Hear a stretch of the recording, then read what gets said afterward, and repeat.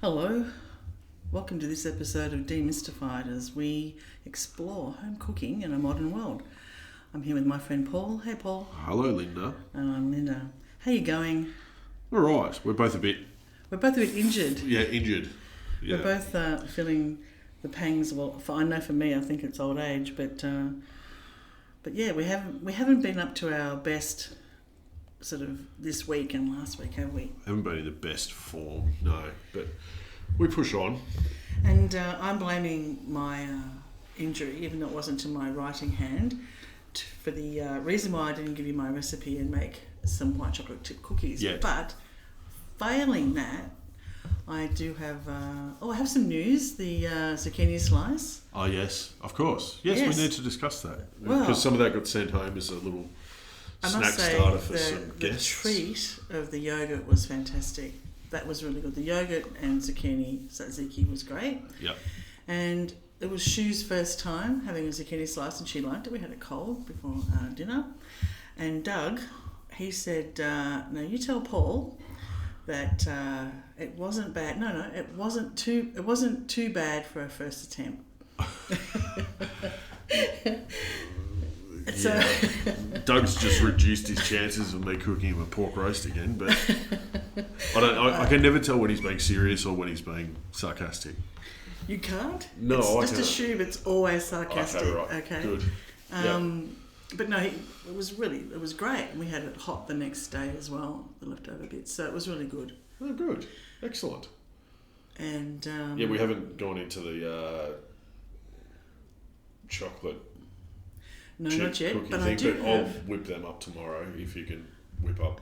I will send you the recipe. And we'll do it in the reverse, actually. There's an idea. Okay. So I'll make them off the back of your recipe. Okay. And we'll try mine, and then you can do yours over the weekend Yeah. and bring something next week. And Okay. We'll try yours. That's a plan. I Yeah. like it. But I do have something to talk to you about. I have, I don't know why, but I've been on a bread buying binge lately for work. And so now I find myself with some really nice sort of rye. Yep. And I find myself with some just ordinary sort of white sliced. Yeah. And so I thought I'd ask you about the ever favourite bread and butter pudding. Yes. Have we done one? You did one very early days of cooking with steam, and you used leftover brioche. Yeah, brioche. Yeah. Which was super nice. But I thought, given that I have a bungload of white bread slices and a pretty full loaf of rye, I don't know why I don't eat that much bread, so it was kind of weird. Well, that's a funny thing, actually, because bread's a big thing in my house. Big thing. We are bread consumers. So maybe rather than just focusing on bread and butter puddings, maybe what we can talk about is what to do with bread other than have a sandwich. Yes. Yes. Other than have a sandwich. Okay, well, I thought bread and butter puddings would be a go-to for a lot of it, but Yeah. I'm happy to explore other options. Well, bread and butter, you can use any bread, right? So I have done, and not even bread. So I've done bread and butter pudding with croissants, with danishes, with almond croissants, with chocolate croissants, with obviously bread, all different types of bread. What else? Yeah, French toast of varying different. That's one of my little fella's favourite things. It's French toast with all manner of different sorts of breads. We plan on for Easter this year, and I might actually make this a recipe because my little fella's quite specific, and if anyone out there that lives in Australia will know, find it as appalling as I do, but whatever. I think it was about 8 days after Christmas, hot cross buns were on the shelves. Yes. In Oh, various supermarkets and stuff like that. They were. So he likes hot cross buns, but he's very specific about them. He's specific about the size of them. So he doesn't like super big. And depending on his mood, fruit or fruitless. He certainly will go in for the chocolate chip, hot cross bun. So I have done bread and butter puddings with hot cross buns as well. But what I thought, because he loves French toast, I thought I might make a hot cross bun loaf and then slice it and turn that into French toast. It's like the ultimate indulgence for him, right? It'd be like the thing. And you can put a superhero on top somehow. Stick Thor on top of it. That'd be a way. So we might do that as a recipe for this Easter, actually. We'll do a hot cross bun loaf. So rather than... Wow. While it's nice to get a hot cross bun and cut it in half and stick it under the grill and da-da-da-da, I was actually thinking, well, in practicality terms, most people, I think, and I'm making assumptions here, but most people with hot cross buns sort of will generally have them toasted somehow or way. Like, isn't it easier to have a slice of hot cross bun rather than a roll that doesn't sit flat? You never get it toasted evenly. Something that you could put in the toaster. In essence, it's still a hot cross bun. The ingredients would be the same. It's just the shape of it is different, and you make a slice of it. So rather than a hot cross bun, we will make a hot cross loaf. Okay. Doesn't sound appealing. I think I need to come up with a different name. I'm giving you the look. No, I'm giving you the look because I love hot cross buns. For the Easter period, I don't have them any other time because not that I. It's not that I don't love them. It's the quantity of butter that you put on them. Yeah. You can really only have a very short period of the year before you really broach heart attack material. Yeah. But I love that when you wrap them up, put them in the oven on a low temp wrap them in tin foil aluminium wrap. And then you put them in the oven, and then you have that lovely, warm, cinnamony smell coming out. This is easy for someone who, I understand that, right? But you've gone through the process there of lighting the oven, wrapping them in foil, and you don't have a 6-year-old yelling at you, demanding it, like, directly. Like, I want it now. I don't want to wait for the oven process thing to happen. So you've never tried cooking for Dougie in the morning, have you? In your, like... No, I know. We have, as I said, we ooze into the world. We ooze into the weekend. That's right. We have a very different flop, but it's something that we love. Is that sort of anticipation? Anyway, sorry, we're getting off topic. Sorry. Things to do with bread. So yes, bread and butter pudding is obviously one. Talking about bread and butter pudding, what's the standard kind of mix? What do you do? Oh God! I couldn't give quantities. No, but just to sort of make a custard. Yeah, you make a custard. Eggs, sugar, sometimes cream and milk, or I haven't seen that many with just cream. Maybe there are. So I always have done cream and milk. I find cream by itself can be the chances of it splitting are a bit higher. So I always add a little bit of milk. From memory, I can't remember to mine. Orange zest is a must, I think. And obviously fruit. People do different fruit. But the trick with the bread and butter pudding is to actually butter the bread. See? That's why... You always have something that I hadn't even thought of. That's why croissants work, right? Because they're loaded with butter already. But a bread and butter pudding doesn't work without the butter.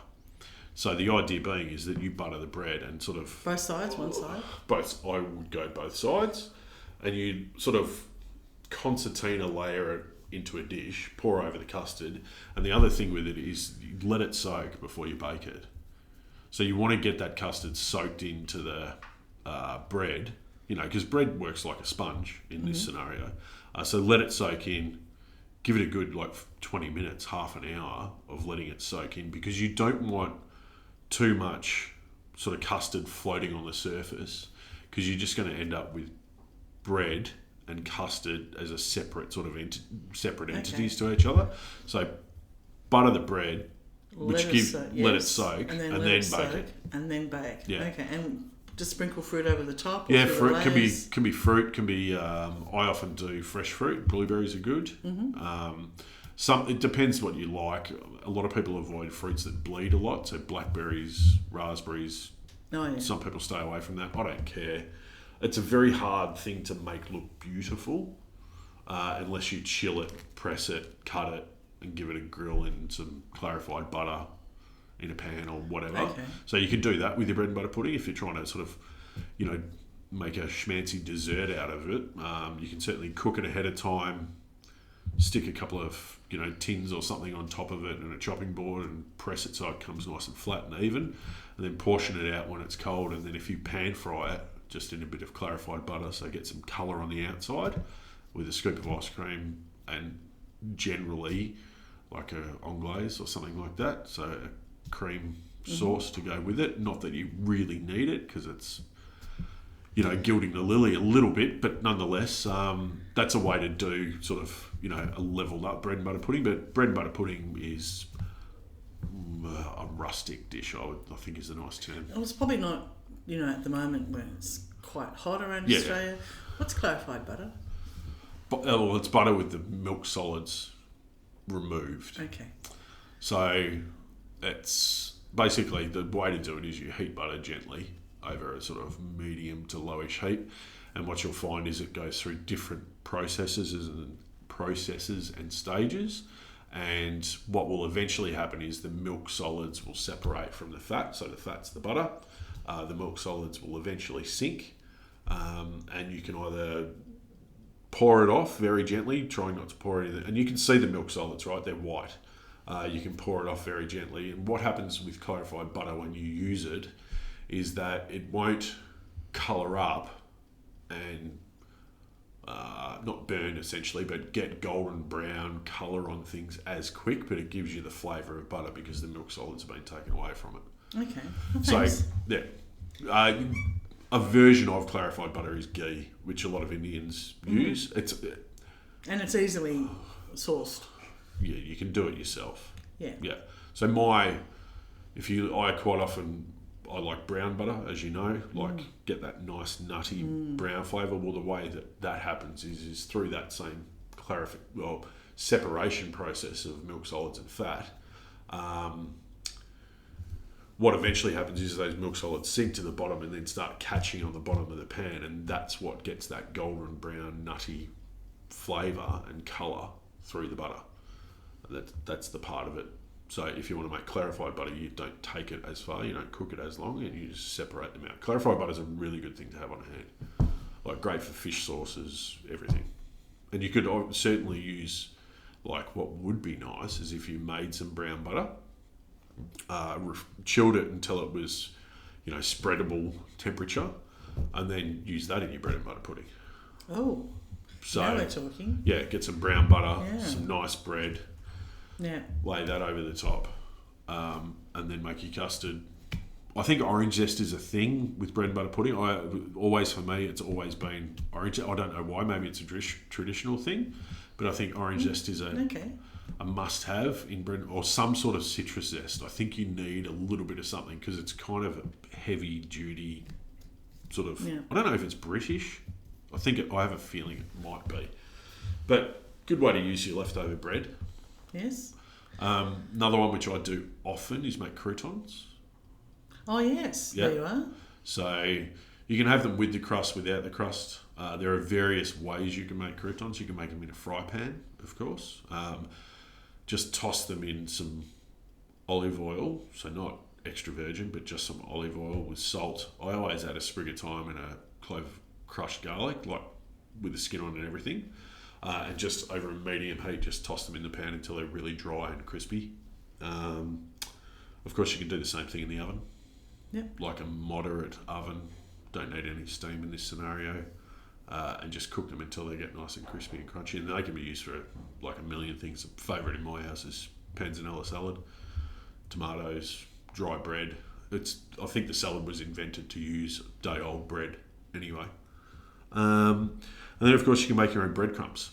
So panko breadcrumbs are very similar as far as the process goes of making croutons. So that Japanese coarse, super crispy panko breadcrumbs. Obviously, they're not blended to the degree that most breadcrumbs are, but the drying process with a little bit of oil and stuff like that, that's how you make your own panko at home. But but I don't... Yeah, I'm probably getting off track. But... No, it's all uses for bread. Yeah. So croutons would be handy. How long do they keep normally? I like 2 or 3 days. So quite often what you can do, and you need to be a little bit like smart about this. So I don't want to give anyone like a bad idea, but people use what I'm about to talk about for food often. You know when you buy a pair of shoes and you've got the little sachets inside the shoes to draw moisture? They're called silicone beads, right? You can actually buy them in commercial quantities. I keep those aside. And so what I do is when I make something crispy, croutons, wafers, anything that I want to make ahead of time that I want to stay crisp. You make wafers? Or for work, for functions and work and stuff. Oh, lordy. Anything that I want to stay, parmesan crisps, anything that's got crisp that I want to keep crisp. The problem is the humidity, and everything goes soggy. If you just take a sealable container of some sort, put your little silicone bead sachets in, like 1 or 2 sachets, and put a sheet of baking paper, and then put your item in, put the lid on, it'll stay crispy like 2 or 3 times as long. So I can keep my croutons for like a week plus, just by keeping those little sachets of silicone. Now eventually they will get so much humidity and draw so much moisture, so they draw the moisture away from the environment, which is why they put them in shoes, handbags, all the rest of it. Okay. You'll find them in packets of nori too. So when you buy nori sheets, seaweed sheets, a lot of dry ingredients that aren't fully vacuum sealed, you'll often find those.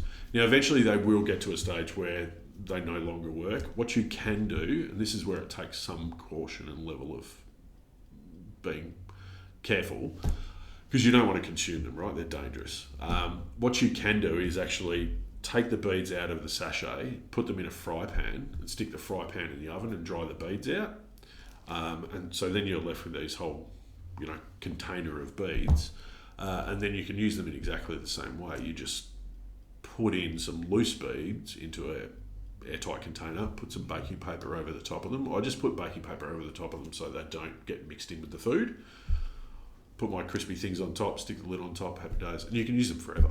Or you can just go and encourage the good lady M to go and buy some more shoes. Yeah, well, yeah. I mean, but the funny thing is those, you end up with those things all the time, right? Yeah. They're the first things I normally throw away. So in commercial kitchens, they're quite often coloured. So you'll see, and generally they're very bright blue. Because there's no foods that are naturally blue, so that's how, But that's a really good way of keeping things crisp for a long period of time. You keep those little silicone, I think they're called desiccates, but they're silicone beads. Keep those and just stockpile them. And then when you make something crispy, if you want to do some, croutons and you're having a dinner party and you just want to get it done a day and a half ahead, because if you do croutons a day ahead and stick them in an airtight container, they will be soggy the next day. Guaranteed. It's just the humidity. You're just fighting against humidity. So use that's those a good little tip. That's a really good tip. Yeah. Okay. Those little silicone beads are really good. And they're generally, you're buying shoes and handbags and stuff, but nori sheets or whatever, they're generally free.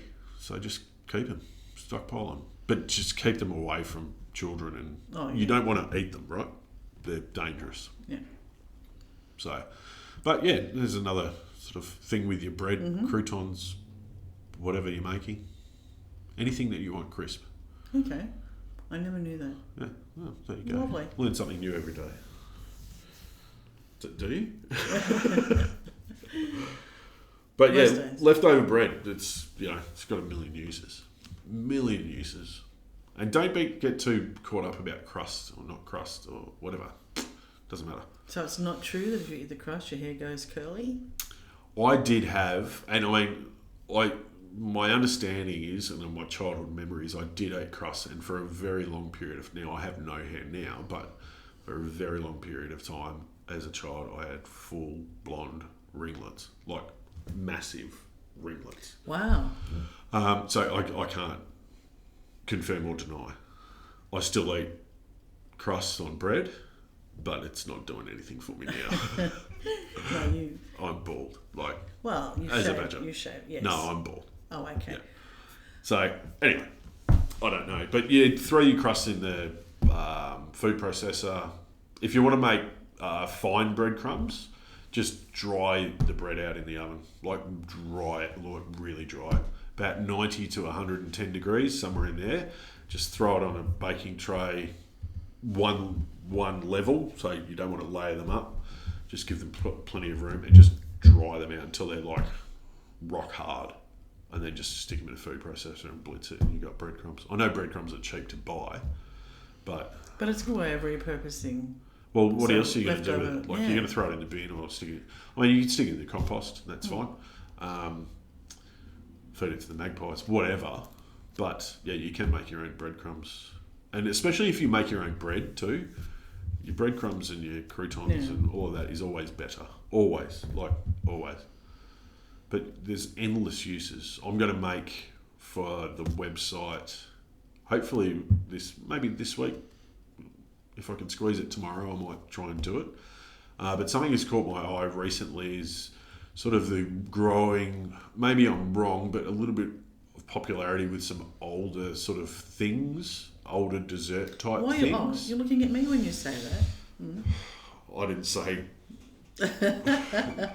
I said growing popularity, like of older things. I think that's a little bit, okay. you know.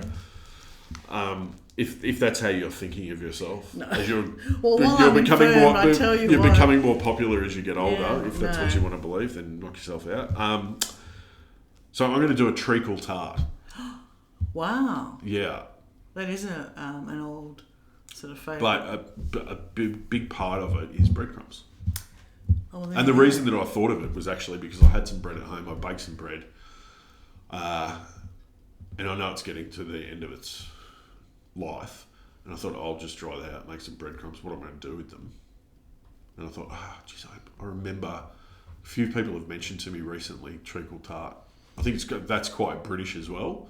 So yeah, we'll do a treacle tart, which uses breadcrumbs as well. So there's breadcrumbs. You know, I mean, you can crumb your fish. You can like stuffings for birds, chicken schnitzel, whatever. Like, there's a million uses for your old bread. But yeah, don't chuck it out. No, but when you came past before and said today's the day, since yesterday you were a bit infirm for the recording, and I was just making my lunch, and you said, think of something to talk about. And I opened the fridge door. There's not a lot in there, to be honest. No, but I tell you what, there's a shelf of bread. And I thought, why have I done that? Why? What? And I thought, okay, what do I do with the leftovers? Well, and that's the other one too, storing your bread. Okay. Yeah, so the fridge is not the best place to store your bread. Right. Now, for the, like, mass-produced, generic, sort of supermarket, off-the-shelf sliced bread, it's actually probably the best place. But for everything else, it is not. And the reason is that if you actually notice, right, a homemade loaf of bread, I'm not talking sourdough, just let's talk a basic loaf of bread. A homemade loaf of bread, now it's down to preservatives and things like that, but it will go stale in a day, right? But if you leave it there, yes, it will be stale, but it will probably take somewhere between 3 to 6 days before it starts getting mouldy. Yeah? Generic bread from the supermarket, sliced, whatever, let's say white, does not go stale in 2 days. It's still almost the same, and that's a lot down to the preservatives. But if it's not consumed reasonably quickly and just left out, as most people leave out their bread or in a bread bin or whatever, it goes mouldy twice as fast as homemade bread. So they put preservatives in it to stop it from getting that stale sort of taste. But I find that supermarket bread or mass-produced bread, generally, as a general rule, and it depends on humidity and weather and all sorts of stuff, but it goes mouldy even though it hasn't gone through the stale period process faster. Well, I don't buy a lot of... well, I mean, when you've got a child, you go through bread. You would, yes. No. And no, I don't. But I did buy some, and I did put it in the fridge along with the rye, and I did notice the rye was rock hard. Yeah, super rock hard. Super rock hard. But I thought, well, what can we do with this? Yeah. Well, what we might do is if you leave it here, I'll turn that into breadcrumbs and we'll use that for our treacle tart. Well, there you go. Yeah. I've contributed. It's about time, let's be honest. It's taken 6 years. Yeah. Maybe. But, yeah, so we'll do the treacle tart. We'll do some good. chocolate cookies. You're going to give me the recipe tomorrow and I will bash them out. And we'll make it a recipe for the website like we did for the zucchini pie, which isn't up yet, but we'll get there. And then you can make some cookies over the weekend and bring them in, and we'll do a bit Sounds like a plan. Do a bit of a reverse comparison. You can tell me where I went wrong. We can get people to see if they can taste who's made what from here. There's a few people here on Monday. Maybe they'll be able to say which one. Well, the problem's going to be is that yours are going to be fresher. Okay. Not if I make them on Saturday, and then bring them in. Well, that would therefore involve me trusting you.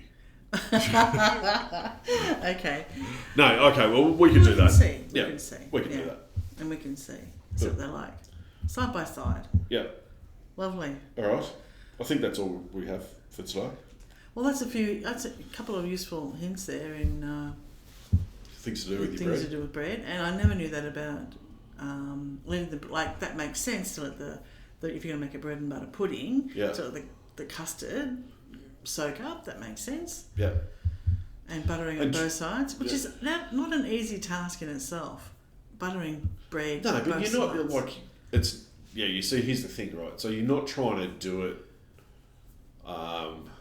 as a vehicle to spread Vegemite evenly to every corner, right? No. Because if you try and spread Vegemite onto a piece of toast without butter to every corner, it's very hard. Yes, and you end up with it like it's Nutella, and then you can't eat it anyway. Yeah. So, doesn't have to be perfect. And this is the thing, this is a bit of a theme with me lately, actually. I've been really doing a lot of training sessions with a lot of different people on a lot of different topics. And often been thinking about people's reaction to training, especially around cooking and things like that. And we often think of cooking as wrong and right. Often. Yeah. In terms of, no, that is the wrong method, the wrong technique. You should do it this way, and I'm a proponent of like proper technique, proper method, but in terms of cooking at home, if you butter it one side, who cares?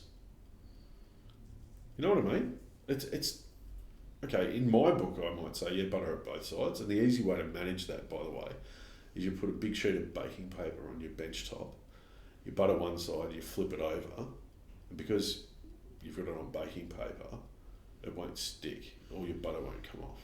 See, another useful hint. Now that makes sense. Well, that's just Captain Obvious. That's all that is. It's Captain Obvious to you, but sometimes when you're thinking about what are you doing, and you're caught up on making the custard and getting it all in, you just forget about those little... So if you know that beforehand, and you can just sort of take away a bit of that stress. But isn't that a lot of the reason why we started Cooking with Steam, was to not do so many tutorials and talk people through and, that sort of stuff, was to actually show, because a lot of those things that I do may not get mentioned in the recipe, but they're in the video, and that's why we started doing what we were doing, so people could see that, okay, so it might be instinctual to me, like I might just do it as a matter of course, but you're saying, oh, okay, I never would have thought of that, and that's why we...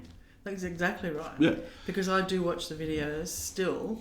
But it doesn't necessarily mean that it's right. But I do. But it gives me an idea on what to do. I may not do it the same way or to the same level. Yeah. But it gives me an idea. I know what to do. I don't use the phrase, like idiot proof, but it kind of means that you can just follow the instructions and not try to overthink it. Yeah.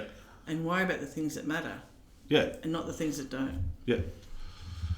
But anyway, sorry. Well, there you are. No, thank you. No worries. Well, good to see you. And you. I hope you're feeling better soon. Yeah, I'm all right. I'm just hobbling around a bit. Yeah. Bit of old man sort of kicking in. But we'll be all right. We'll get some cooking done. And I'm looking forward to doing the treacle tart, actually. Yeah. It's not a thing that I would usually like go for, but I think it's a few people, and it's funny how often people mention something to me and I go, oh, have we done, no, oh no, we haven't done that. So why not? Great. Yeah. And maybe you can use the breadcrumbs, but maybe I might try a bread and butter pudding with the leftover sliced bread that's in the fridge at the moment. That crappy white stuff. Yeah. But with some fruit and custard. Yeah, salt. Don't forget the salt. Orange zest. Covered in cream at the end. What could go wrong? Yeah. What could go wrong? Everything. Well, on that note, thank you for that, Paul. Righto, Linda. So goodbye, everybody, and happy cooking. And let us know if you have any uses for bread that you'd like to share with the rest of the community. Take care, everybody. See you later. Bye. Thanks for listening to this podcast as we explore home cooking in a modern world. We'd love you to subscribe, and for more information, please go to our website, cookingwithsteam.com.